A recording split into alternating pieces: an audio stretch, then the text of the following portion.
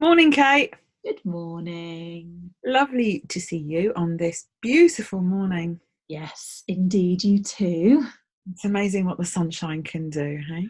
I know, very much so. And I think what I would like to address with you this morning, hopefully we'll hit a real sweet spot for you, and that's the whole impact of social media. Yes. There seems to be some interesting things going on, and plus over the summer, I watched that film that you'd recommended to me. Yes. Um, A great hack. the Great Hack, and that made me really consider what role was social media playing in my life. And I kind of unpicked it a little bit, and I went through a whole interesting phase about it. And I'm not a huge social media person. Mm. I share some stuff on Instagram when things really come to me and speak to me, because I sense it's a good thing to do, a useful thing to do. I will use Facebook for connecting with people I care about, that are close to me. And I use LinkedIn, I guess, for similar reasons, and also to help promote a bit of business, to use it as that's probably the only marketing platform. Yes. And I thought, well, I start to reflect on my relationship with social media as a child of the 60s. So I didn't grow up with it. I've had to learn to adapt to it, and it was quite a big adaptation for me because it's not natural. Yeah. And that made me consider the younger generation. Yeah. And I started looking.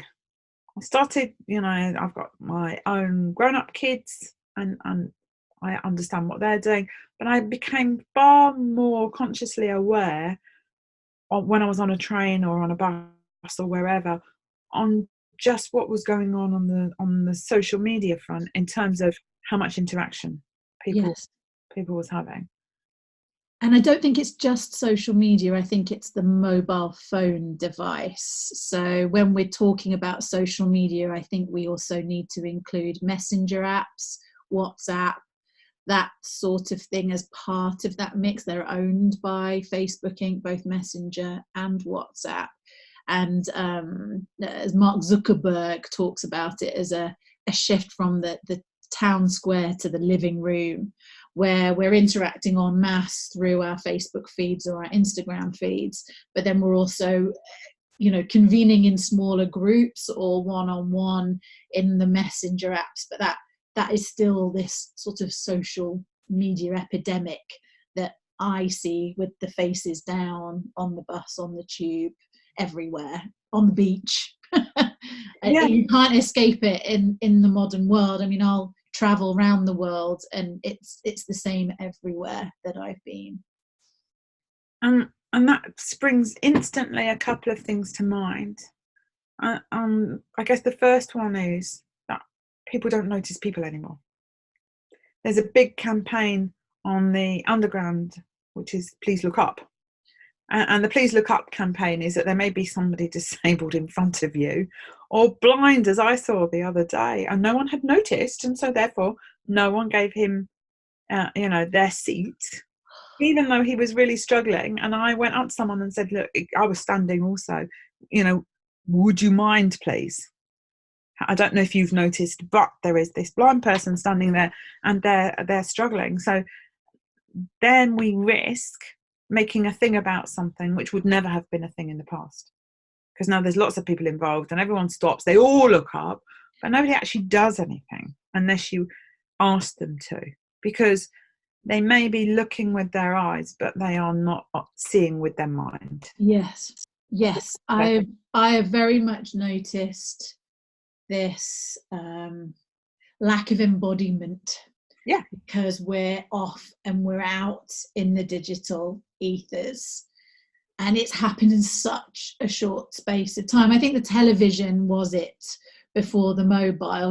We'd come in, we'd switch on and switch off, and we'd be in the television. You get in from a hard day at work, you put on the TV as a way of sort of like checking out for a bit, to some respect.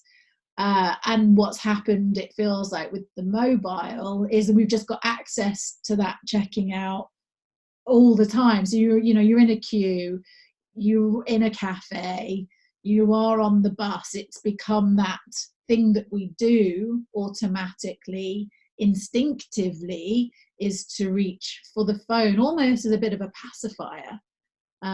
But what that's done is it's, like you say, it's made us not be aware of the other.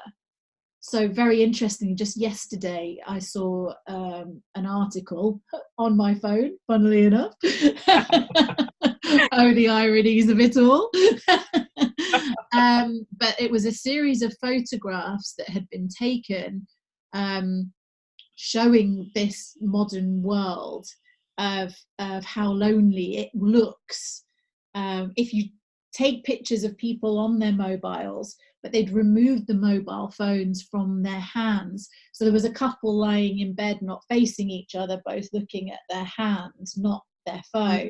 There was a group of like girls gathered around a pool at a party, but they were all standing there looking at, not at each other, but at something that was missing then in their hands. And it was quite like, it really touched a part in me that really is our world, that everyone is down and looking at the device and not engaging with the other in the same way as we have done in the past.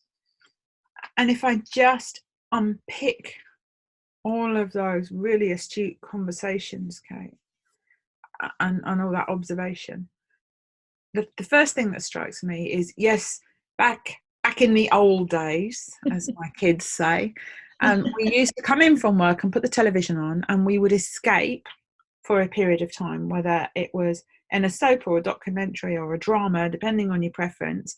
We would escape, but it would be for a finite time. Yes. The documentary would finish, we might stay out there in the ether, inside the television set, living the drama for a while. But eventually it would just stop, and therefore we'd come back into us being who we are. Because social media is now so readily available, one of the things that just occurred to me as you were talking is, I don't know that we ever come back. I don't know that people that are heavily addicted to social media ever come back. Now, even before social media came, the reality versus the illusion of life, depending on my mood, was a challenge. Yes. However, if I am eternally living in the world of social media rather than in me, yes, at what point do I figure out, who am I? Yes. And what's my purpose?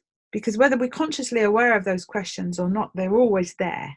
Yeah. They are almost instinctively built into us human beings. Yeah. So that strikes me as number one. Number two, because we're not in us anymore, we struggle to build relationships that are meaningful. And the struggle to build relationships just echoes with that image that you just created of the loneliness of people where they have something missing. And of course they have something missing, because humans aren't designed to connect. We may not like that fact. We may have declared that we are going to live an independent life all by ourselves, and that's fine.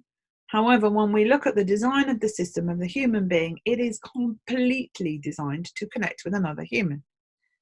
But this is interesting, right? So Facebook, as their big blanket statement of their mission and their reason for being, is to make the world more connected. That's like their thing.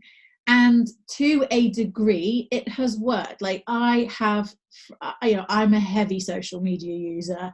It's my work as well, obviously. I use it personally, I use it professionally. It's enabled me to stay in touch with friends I've made traveling that I would never have stayed in touch with, of all languages. Yeah. It's enabled, I have literally met and made friends through things like Instagram, through comments on posts, who I've then met up with in real life. Yeah. And have have very genuine, real friendships that I wouldn't have had, and have such a worldwide network if it wasn't for social media. So it has made me very connected. So I sit in a really interesting place where I can see this addiction, and I see it within myself as well, like, and I've had to become very aware and conscious of it so I could do things about it. What I see en masse is that we've got that connectedness, like we're connecting through this and not through face to face in quite the same way, but it's the addiction that's the problem. It's this checking out at all times and then not being present because we're looking at the phone that I see as the problem.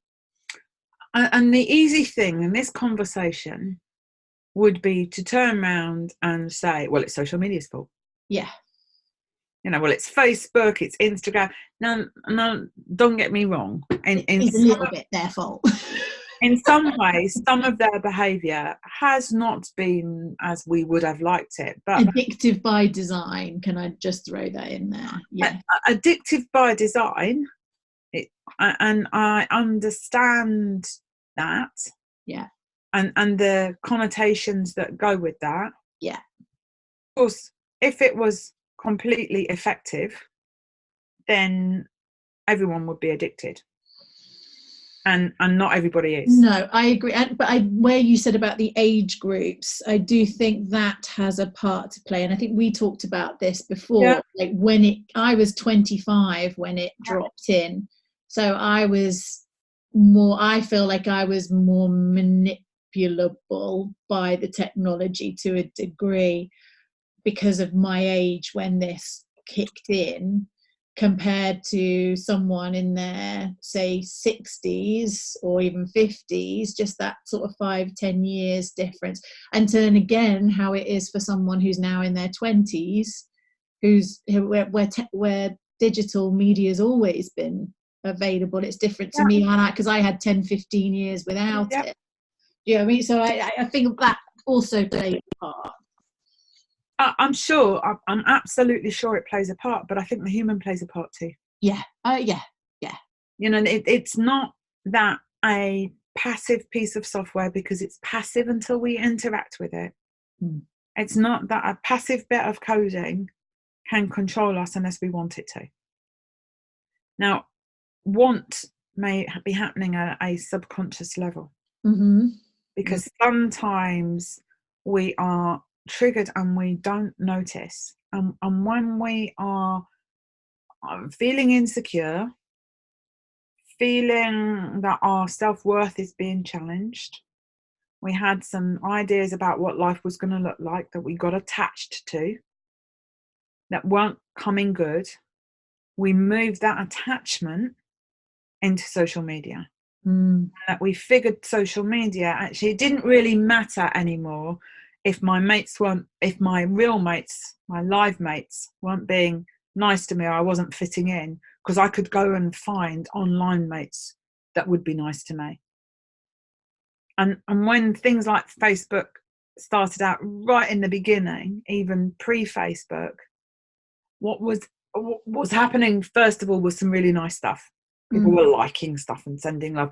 And then people started to figure out that they could be brave and say really horrible things, I know, without revealing themselves. And so we saw the dark side. Now, maybe the developers should have seen that, but I don't know what they do about it because it's inherent in human nature. Yes. But of course, the dark side can only work if we give it the power to work. So the trigger is very small. You know, you think about where that word comes from. The trigger on a gun or a rifle is a very small part of the overall mechanics and operation of the equipment. The power comes from the explosive, and the explosive lives in the individual. Yes. Now, if the individual is providing the explosive, I'm not sure that anyone can take account for that other than the person. Yes. But first have to see it. Yes. And the challenge comes that where I have moved my attachment from humans, because attachment is a core human need. Yes. It's in our design, it's in our makeup. And unless we attach and detach properly, it will drag around after us forever. And because it's not giving us what we want, we become addicted. Well, as well, so I'm doing a social media ethics course at the moment. And I literally just was doing a module on identity this week. And it was talking about the different identities we give ourselves through social media, that our identity might be slightly different on Facebook to on LinkedIn to on Instagram.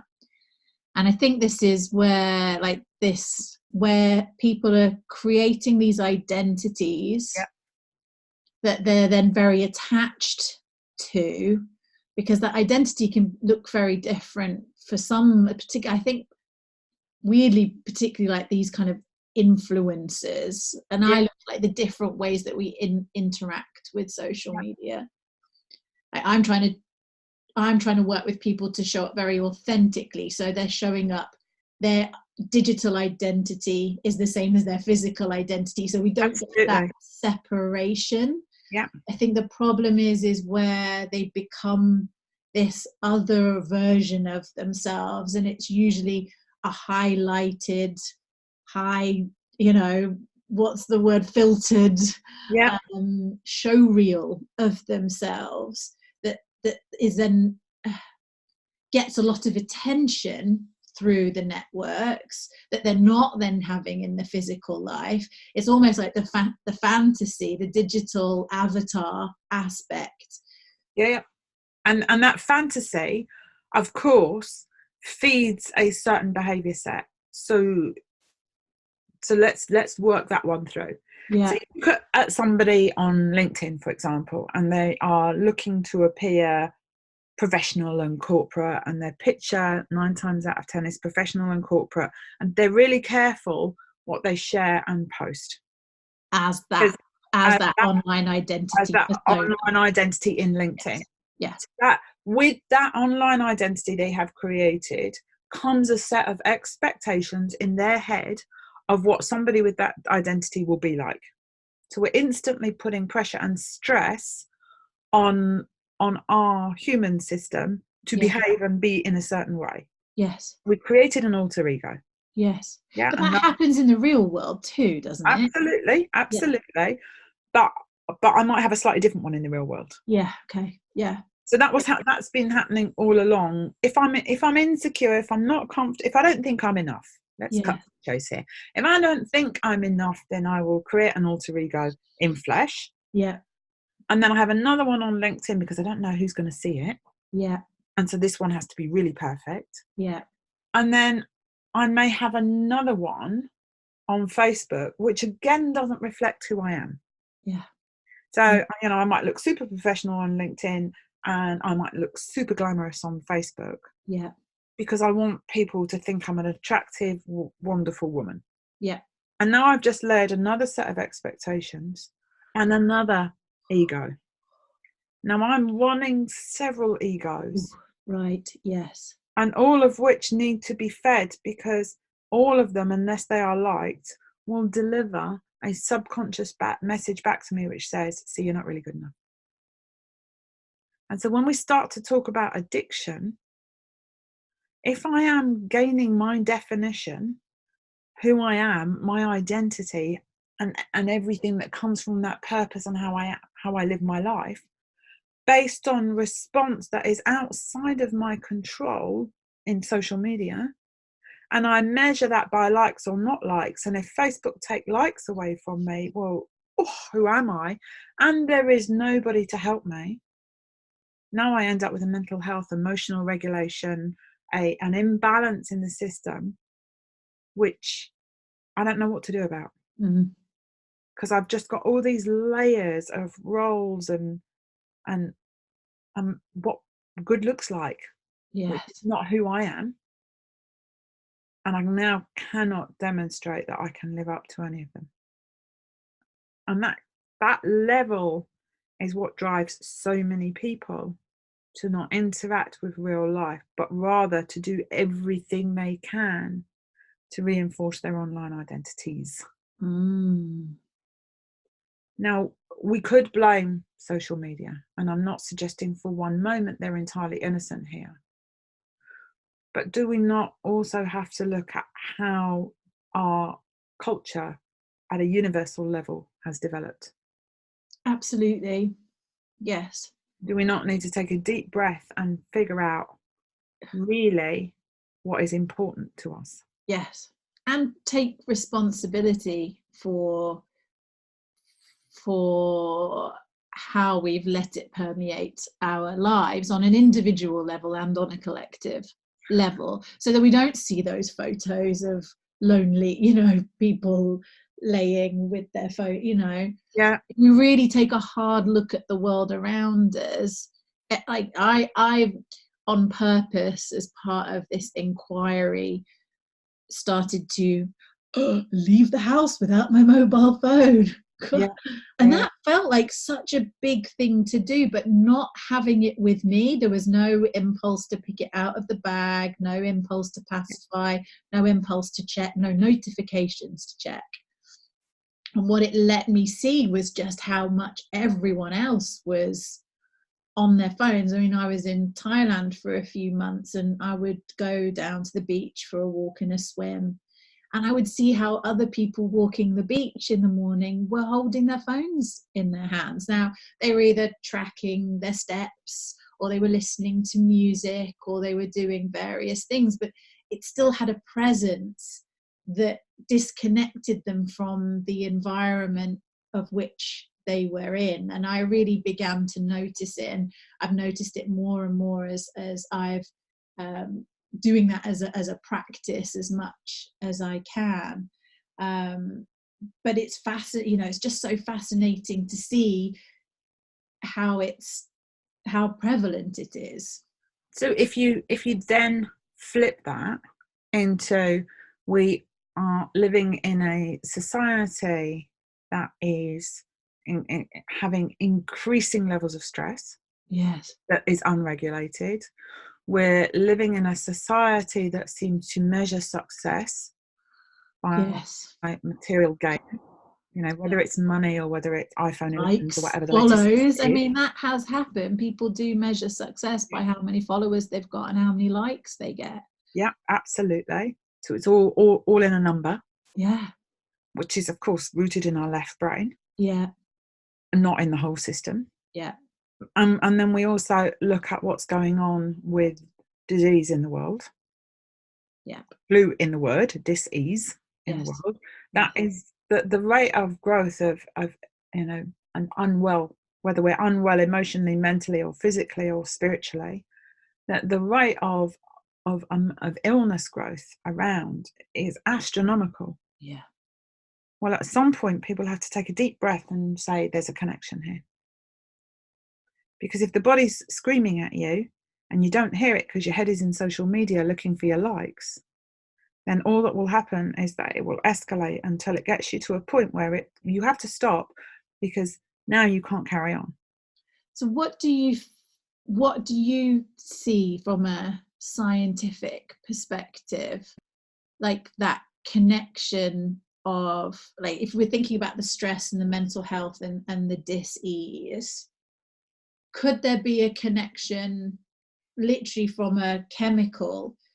So one of the things that they did with the addictive design, and I say they because that was done on purpose, was they saw that when we got a dopamine hit, much like through a casino, and I've said before, when you pull down on Facebook, Instagram feeds, and it gives it that second, that's based on a slot machine gambling. And again, I've sat and listened to my body and notice. So I can feel it. I can feel that flutter in sort of around my middle, around my solar plexus, before I'm about to go on social media. All that drives me to want to pick it up to see what I've got.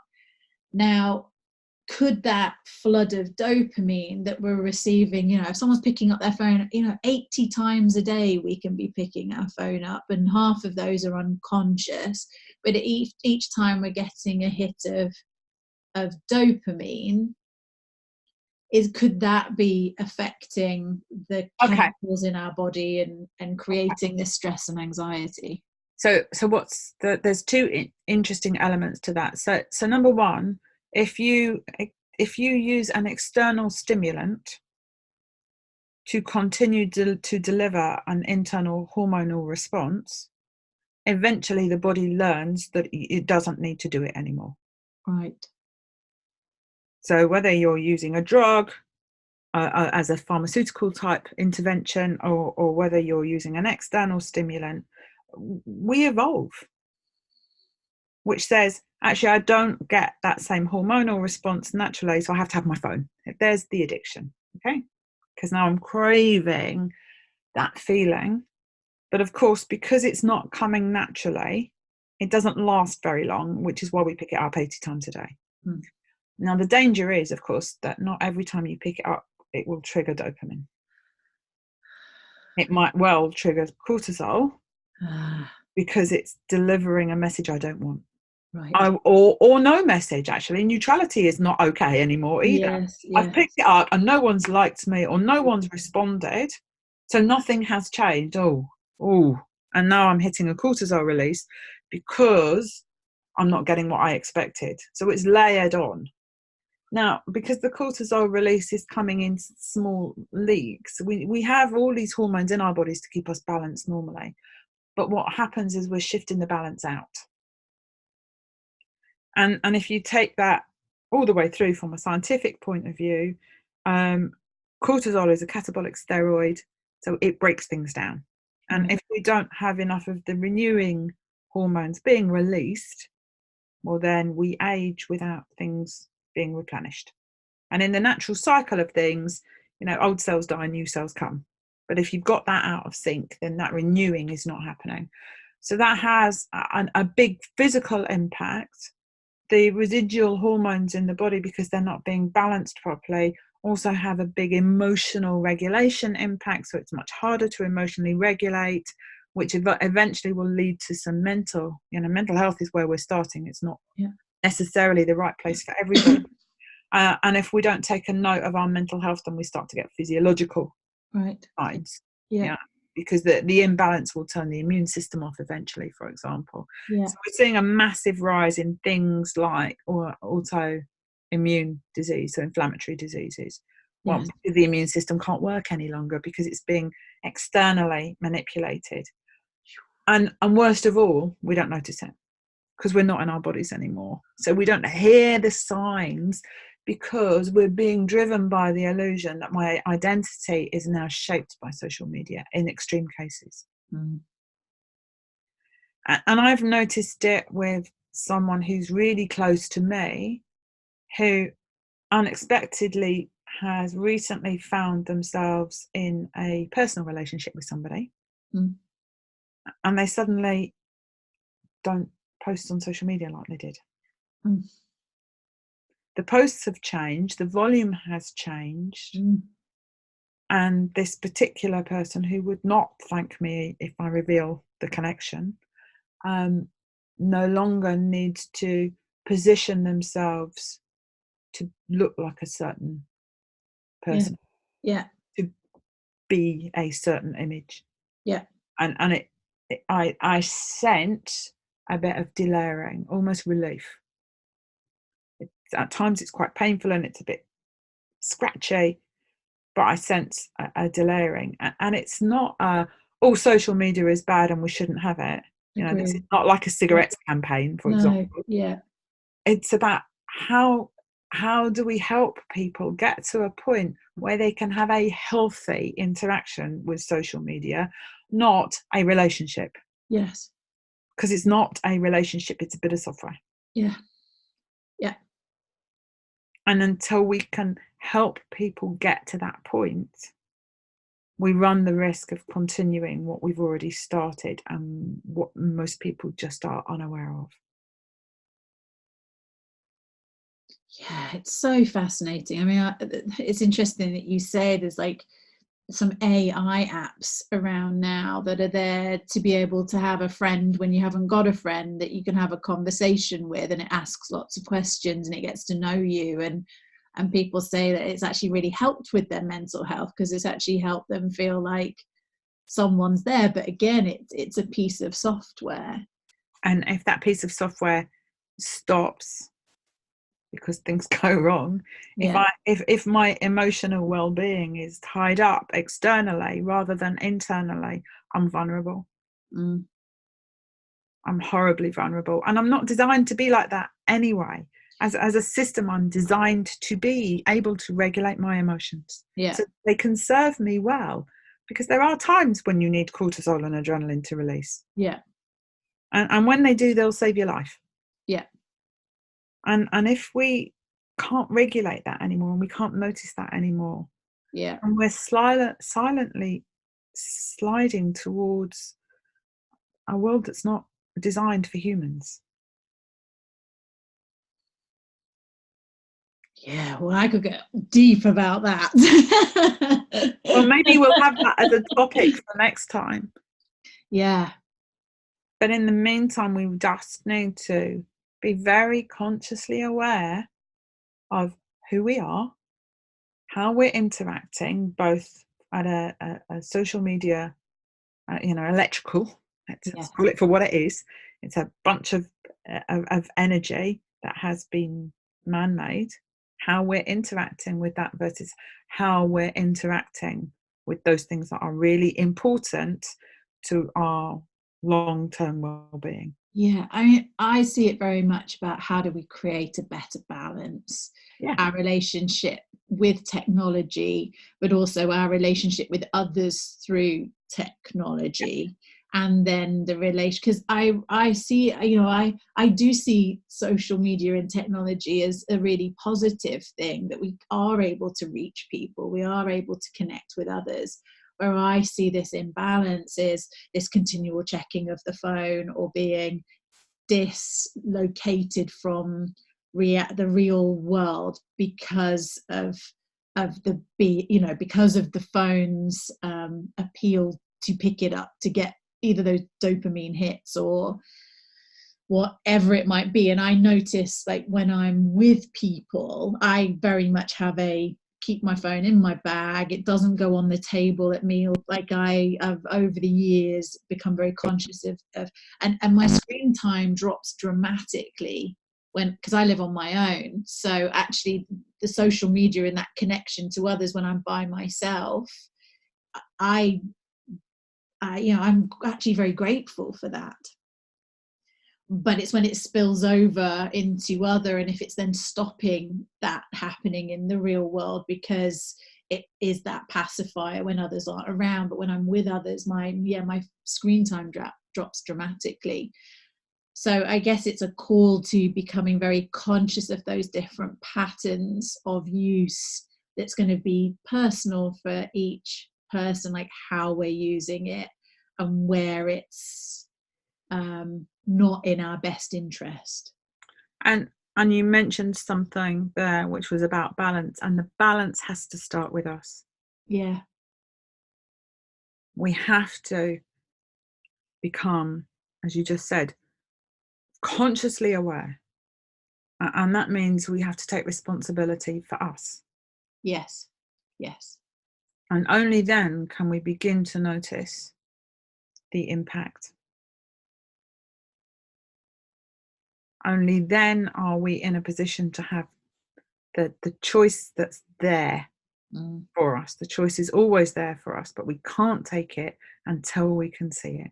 And if we don't take the choices consciously, we will take them unconsciously, and that may not be in our best interest. And then when we start to lose a knowledge of who I am and why I'm here, then we become lost and in ever descending spirals of stress and illness and a need for material things, because surely they'll be the answer, won't they? And that's the place that I see so many people in at the moment, of all ages. For sure, there is a higher proportion of younger people that fall into that really sad category, just because they've been consumed by it. But I see it across all ages, and it has to start with who am I and what's my purpose, and then I can have those healthy relationships.